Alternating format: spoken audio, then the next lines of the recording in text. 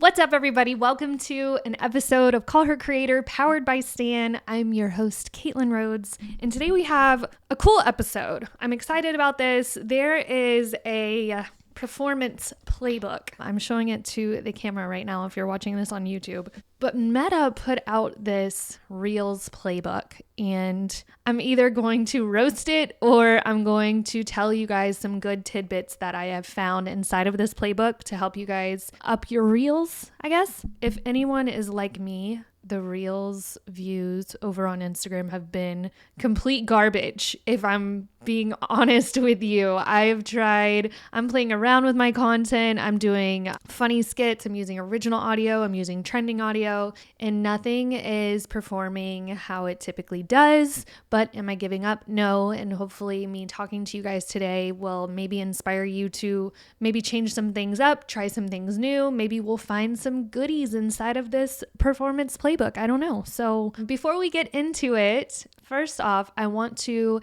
say thank you for being here. If you're listening today, please download the podcast. That is how we are able to tell that people are actually listening to it. And if you leave me a review, that's even better because I actually read those reviews and it really just helps me to keep going. So before we get into today, let's talk about any updates over on Instagram. There hasn't been a lot of updates, but there has been the commenting on stories update, which I think is, I don't know, it's kind of silly in my opinion, because I would rather the algorithm fix itself before they start giving us these new updates with commenting on my stories. But I will say one thing that I've noticed, and one thing that maybe you can take from this. I follow Brock, obviously, and on his stories, I've been noticing the little bubbles of people's faces, and I think it's because they're commenting on Brock's story. So not only is it giving Brock engagement and people are commenting on his story, but when they comment,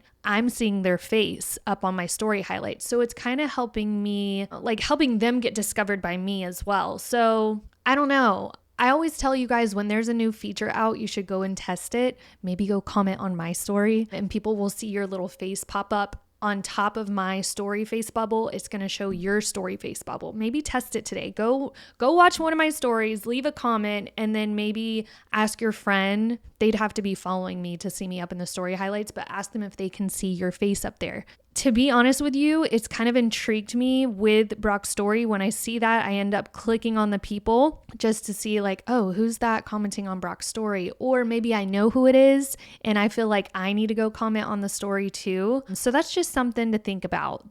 It's a new update. I don't know if it's really going to be too helpful as far as helping you grow your Instagram page. But on the flip side of that, I'm telling you guys that it's helped me kind of see other gurus commenting on his story. So maybe, I don't know, maybe it will help you get in front of new eyes if you go comment on someone's story. If you're not following me already, I have changed my name. It's at the Caitlin Rhodes. I am no longer social marketing queen. So if you go follow me after listening to this podcast, please go find the Caitlin Rhodes. You can also follow Call Her Creator for very podcast specific content from me. Okay, so let's just get into this performance playbook. I truly feel like I'm about to roast this thing. I feel like we're on what is it? Comedy Live? Comedy Central? Is that what it's called? SNL. This is like an episode of SNL. Not as bad because I'm not going to say mean things. But okay, so it's called Real Talk on Reels. It's on Meta. So if you want to download it yourself and print it, you totally can. But it's called the Performance Playbook Pocket version. And it's got 3 little pictures of a Reels screenshot. And it's looking like it's kind of pushing out ads, which makes sense because if y'all did not know this, we're about to enter the holiday season, and with that, ads are going to be pushing organic reach out of the water. Last holiday season, organic reach was pretty down because people were spending their ad budget. So you got to think about this. Big companies, they're entering Q4. They've got this money left over. So what are they going to do with it? They're going to spend it on ads. So ads do end up taking a lot more space up on Facebook and Instagram, probably TikTok too. So just know that if you start seeing less engagement, not that we're already struggling with this, you might see it even more as the holiday season approaches. So what this starts out telling us is the language of Reels. Reels isn't just a placement, it's a language. So what they're talking about here is they're saying that you should speak the Reels language to get good views on your Reels. So there's 3 characteristics they talk about here. It's entertaining, digestible, and relatable. Okay, so that's what we all talk about. Entertaining, mix audio, visual effects, and creative storytelling to provoke an emotional response. Yes, we already know this. This is something that I call edutainment. So I was actually talking with Brock the other day in the DMs, and he had posted something. I'm sorry, Brock, I am not obsessed with you. I don't know why I keep talking about you, but it's just he hosts one of the other Stan podcasts, so it's easy to talk about Brock. But he was talking about how educational content is just kind of dipping down over on Instagram. And if you don't know, the reason because of that is Instagram is pushing shares. They're pushing content that people send in the DMs, or they send to stories, or they share it with a friend, or they tag a friend. They are pushing anything that gets shares. So if you've been posting a lot of educational content, if it's not getting like a heavy amount of shares, it's probably not getting as many views because share-worthy content is what is being favored. So that's where edutainment can come in. It's where you can still educate, but you're going to have to entertain them at the same time. So for example, like you used to be able to just get like a talking head video of you doing a reel, talking, educating someone on a certain subject, but now that's just not getting the traction that it used to. So you got to be entertaining with it. So you need to be like jumping off a building. Just kidding. Don't go do that. But I've seen people like jump out of their car and like they're walking / running while someone's recording them. And then maybe they've got text on screen teaching you something. That's like an edutainment reel. Maybe I actually did one a couple of months ago where I was twerking. Y'all know I love to dance, but I still taught them something. I used the text overlay tool to tell them what I was about to teach them. And then they could go to the caption to read more about that certain topic that I was discussing. So I just don't feel like talking into the camera really cuts it anymore. I think you have to use B-roll or do something funny, or, you know, maybe you're not even funny. Maybe you can build things with your hands, or maybe you're a good drawer, or maybe you write really good. I've seen reels where people write the information down on a notebook. That's entertaining because they're kind of watching what you're about to write. So just kind of get a little jiggy with it when it comes to entertainment content. You got to think outside the box. Don't just sit there and talk into the video. You could always like maybe start talking into the video, but then add in B-roll or something like that just to make it more engaging. The next characteristic here is digestible, which we all know and love. Digestible means that it's easy to digest. It's short and sweet. They understand what you're about to tell them. You're not going on and on. It's not a 3-minute video. It's just short, sweet, to the point. They got it. And then there's relatable. Great reels tell stories. They're relatable. They help people recognize. So I really love relatable content. So what you need to think here too, though, is when you're doing relatable content, that does not mean to relate to other people in your industry as much as it means to help someone. Like, think about your target customer or audience. What is like a pain point or a desire that they could relate with, that's going to make them relate with you? Because I mean, you can still relate with people in your industry, but if you're trying to hit your target audience, if that's who you want following you, then you need to think about them and not so much you. I see a lot of like there's a really cool realtor out there. He does a lot of relatable content for other realtors, but he's a realtor coach, so that makes sense for him. But if he was just a realtor trying to get buyers and sellers, then I would want him to more so share content that relates to home buyers and sellers. So kind of see the difference there. You have to understand the difference between relating to people in your industry and relating to people in like your target audience. And there is a point too where you can do both. Like sometimes I will relate to other creators just because, but probably 75% of my content is going to be relating to my customers or my target audience. All right, so let's see what else is in here. 51% of people creating videos in the language of reels, which is entertaining, digestible, relatable, can improve their conversions and get people to purchase from them if they're trying to sell. So half, 51% is half. Meta. Okay, the next page on here is creative elements. Here are some tactics you can use to make your reels more entertaining, digestible, and relatable. So all of the 3 characteristics we talk about, this is how you're going to do it. Now, laughing at this because what they write here is just so generic, but I'm going to break it down for you guys as an expert with Instagram marketing. So first one is explore audio. Explore ways to use music, voiceover, or sound effects. Okay, you want to give me a little bit more there? I don't know. Okay, I guess this is a good topic. Let's think about audio for a second when it comes to reels. Like a lot of people might not even know that you can actually do all 3. So if I do like a B-roll ad, not ad, but a B-roll reel, let's say that I recorded myself eating cereal this morning and I'm going to make it into a reel. There is the option to add music to that. And then you can also add a voiceover over that telling a story. So I think that's what they're trying to say here, which makes sense because that is very helpful when you're creating reels. You've got the B-roll effect, you've got the effect of music in the background to keep it entertaining, and then you've got someone telling a story. Now there's also sound effects that can be found on reels. Now for some reason my account only gives me 1 sound effect option. I don't know why, because I believe that there's a ton of sound effects that you can use. So maybe I'm not using it the right way or I need to update my app.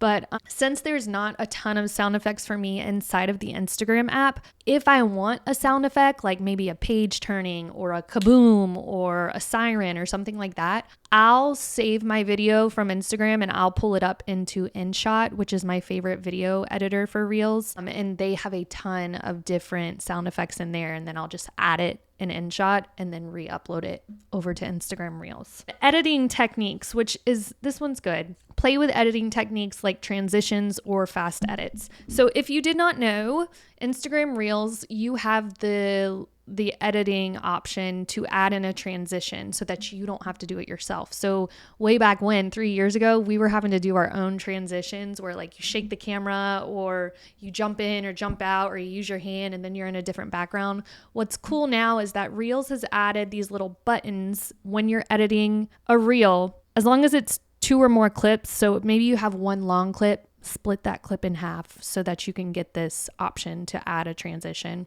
You'll see a little like space in between the 2 clips with like a chance for you to click the button. And if you click that, that allows you to add a transition. And they have like a spin transition, or it gets shaky, or like it blurs out. All of these are really good, eye-catching, easy to implement transitions that I most definitely agree with them here in this creative playbook. They're going to help you get your people to stay on your reel longer because it's a transition. It's making people, it's pulling them in basically. Filters and effects. I obviously use filters because I'm a woman and maybe I have a zit on my face that day or something. So I'll use like a beautify filter on my face. But beyond the beautify filters, there's other cool filters that you can use. I've used filters that help me duplicate myself so that there's like 3 of me in a video doing a dance, which is pretty cool and gets people watching. It's something different. There's also the green screen effect. That's under the filters as well. The green screen effect is one of the top performing effects that I use when I create reels. Now, the green screen effect is where you can basically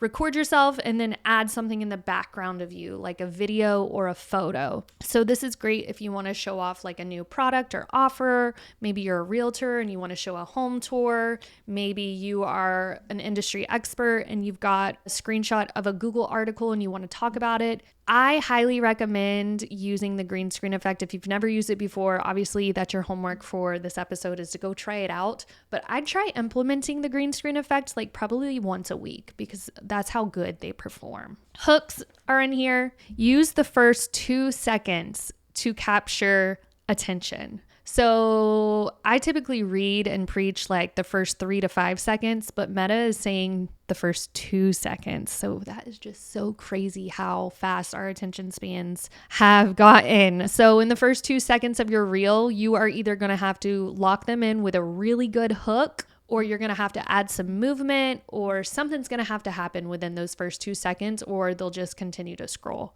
So either have a very strong hook, use the text overlay tool, which is another tip in here, or use movement. Maybe you're in one spot and then you change to another spot and you continue recording. Speaking of the text overlay tool, highly recommend using that when you are making reels, because I believe I read something that it was like 70% of people watch reels with the audio off. So you need to make sure that you are using either closed captions or the text overlay tool. Now, when I say use the text overlay tool, I'm not saying that you need to write a paragraph on your reel, but you could at least pull out little keywords or phrases that you're teaching about and add that to your reel while it's playing. That's just going to help people to understand what the reel's about. And if their audio's off, it's going to pull them in. A human presence. Obviously, this one is a big one. Using real people in your videos does wonders. There was a big boom with faceless marketing for a while, and I think it did good for a little while, but at the end of the day, we're all humans and we want connection. So whether you're a brand or a business or just one person team, a one-man band,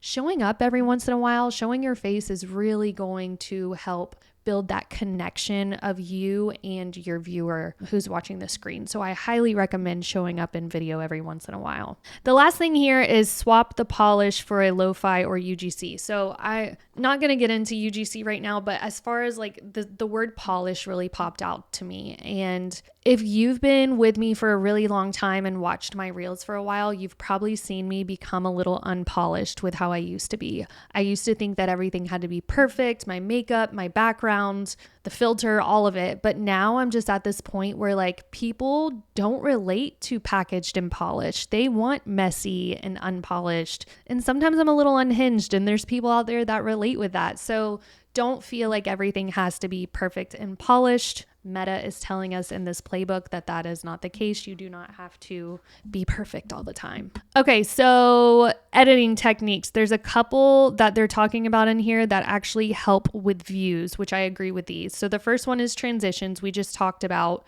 Transitions basically is where you like stitch two clips together in a seamless edit. So again, you can either use the in-app transition button that I told you guys about, or you can do the transition yourself. I'll tell you the easiest transition to do is to set your camera up on self-timer, start recording, and then hit the lens right before the recording ends, and then change your background so that the next video that you create, you're going to put your hand back on the lens and take it off, and now you're in this new background. That is an easy to do transition. It works pretty well. There also used to be a really cool transition where someone had a blanket and they would shake it, and then the last shake would go over the camera. And then when they came back out, they were in a new outfit or something like that. So the trick with that is that you're going to set your self timer up again, do your thing in front of the reel, then shake your blanket. Then you're going to have to go back into that reel and edit the clip to where it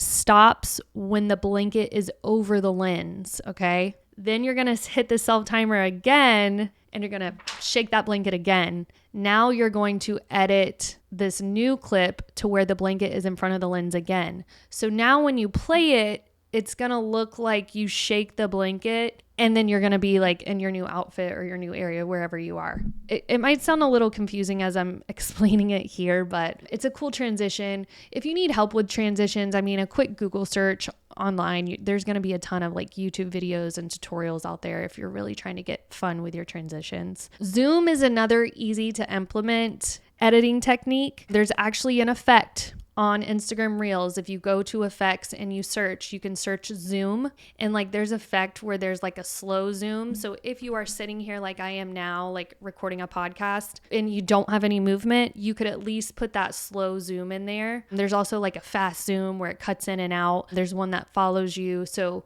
the zoom technique is pretty easy to implement. And then the last one here is short clips. So if you just take a couple of short clips throughout your day, like B-roll, and then put them all together for like a 7-second reel, a 10-second reel, that one should get good views as long as you have a good strong hook in there, like the meaning of the reel is good. But people are going to be mesmerized by the short clips and they're going to want to watch it all. All right, the next one here is they're getting a little more detailed with the hooks. Great reels nail the hook is what they say. So there's 3 different tips here. The first one is don't bury the punchline. So the first few seconds are a statement of intent to bring your pitch right up front. So it's saying like right then and there, you need to hook them in. So that's why I think hooks are one of the strongest aspects of Reels, because that's what's going to stop the scroll. So I've actually started leaning more into spending more time on my hooks, because I used to not spend so much time on, like I spent time on them, but I really didn't spend as much time as I could.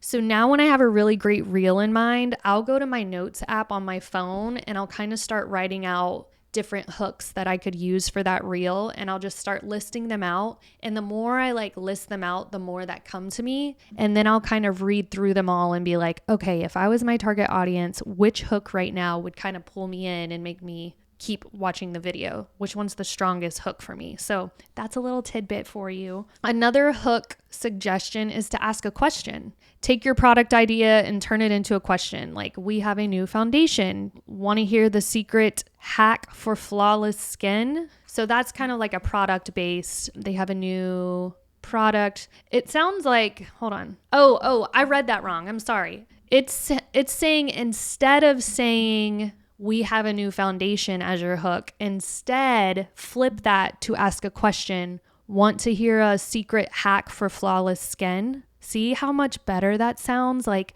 you're not hitting the technicality, oh, we have a new foundation. No, you're instead hitting that pain point. Oh, do you want to have flawless skin? So sorry, I read that wrong, but that is a good tidbit for you guys. Don't talk about your technicalities. Don't talk about the description of your product. Instead, talk about the pain point or the desire that your audience needs. Experiment with your hooks too. Like, maybe you have the same concept and you want to try 2 different hooks. Do it. Post two separate reels with 2 separate hooks and see which one performs the best. Only a small percentage is going to see your content in the first place, so why not test out different hooks? All right, talking about human presence, says talk to your audience. Look them in the eyes, look inside of that screen on your video, because guess what? Showing your audience is going to humanize your brand. They also say, like, if you have products, unboxing videos are really good. Demos are really good. Showing off exactly what that product does is a really good suggestion to get your audience involved. Now,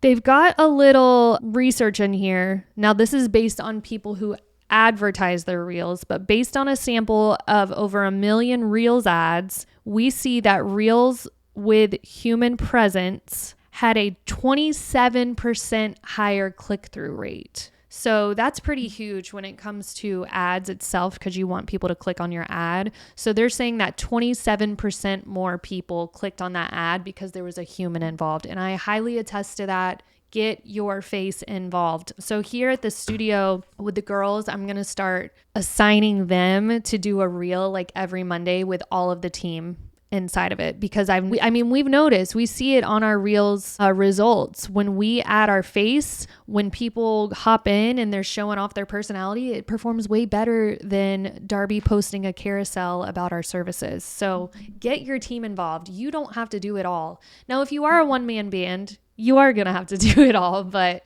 you don't always have to like show your face. You could at least like do the B-roll thing that I was talking about. Just set your camera up during the day. You're eating at Panera today. Okay. Record yourself eating for 10 seconds. You're going to the doctor. Okay, record yourself walking into the doctor's office. Set your phone up in your car while you're sitting there applying your makeup. There's so many things that you do during the day that could be used as B-roll without even having to think about it. Okay, so that kind of talked about the characteristics that you want to lean into for reels, but now they have some reels ideas like story types, which I think this is pretty good. I'm actually pretty proud of this playbook. Like, I really thought that I was going to do some more like criticizing it, I guess, but I'm actually impressed by the things that they're giving us here. So the first idea they have here is before and afters. Now, I know you guys have heard of before and after reels, but there's this really cool one that this lady is holding her plant. So this is a product-based reel. So even if maybe you sell a digital product, I'll talk about how we can do that here.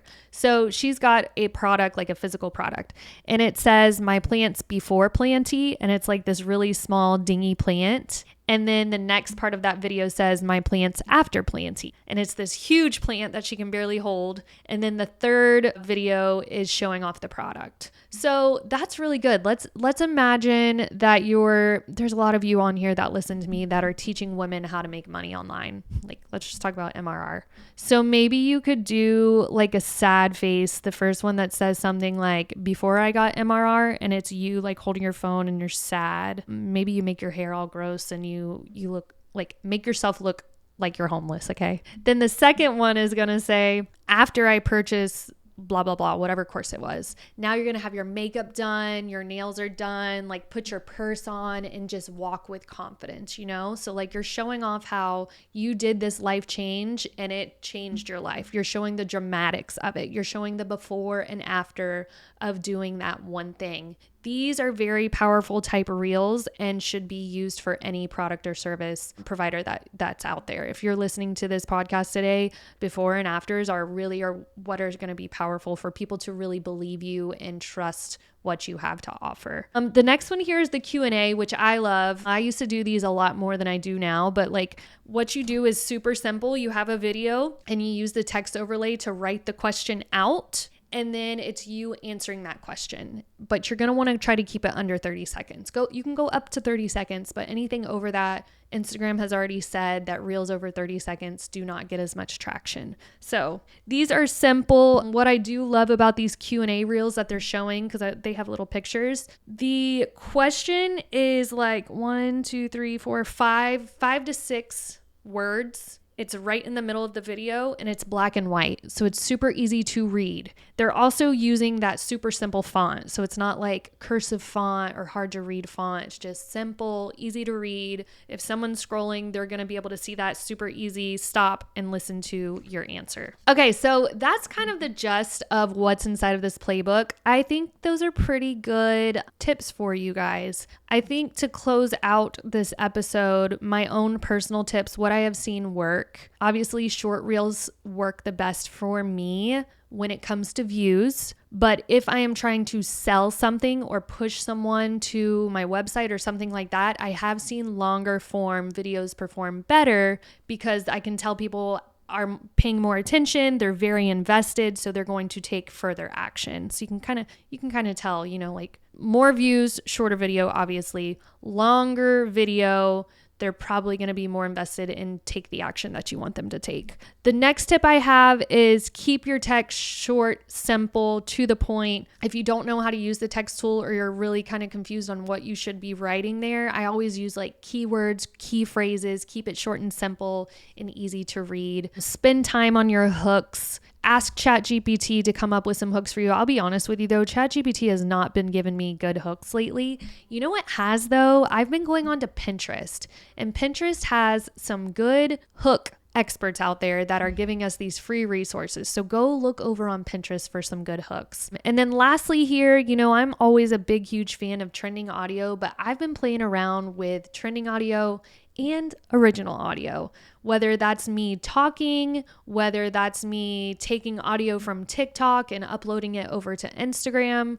Don't always feel like you have to jump on the trending audio train. It's nice and it can be helpful, but it's not an end all be all, especially with the way that things are transforming over on Reels. Everyone's doing them now, so you really need to try to do things that will help you stand out on the app. All right, that's all I have for you guys today. Thank you so much for listening. If you like this episode, please leave me a review. Please download the podcast and send it over to a friend or a family or a loved one that could benefit from learning about Instagram Reels. All right, thanks guys.